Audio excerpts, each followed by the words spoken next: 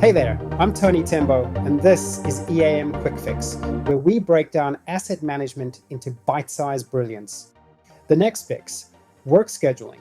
This is the planner's edge, matching the right job to the right crew at exactly the right time. Planning sets the stage, but scheduling makes it happen.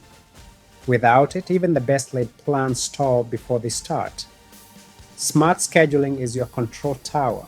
It prevents idle crews, missed deadlines, and reactive chaos. It's how you move from intention to execution. And it's not just about picking a date. Planners juggle labor availability, job priority, asset downtime, and resource constraints. Timing isn't a detail, it's the strategy. In systems like SAP PM, scheduling means assigning labor, setting start and finish dates, and confirming availability. Every field matters, every click counts. Picture this: a job hits the floor with the right crew, the right tools, and the right timing. That's scheduling done right, and it shows. Skip it and you'll feel it. Delays stack up, time gets wasted, and crews get frustrated. Don't let poor timing trip up good planning.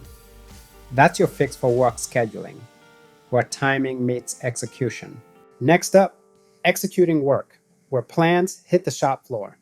Tap subscribe to stay sharp with every quick fix.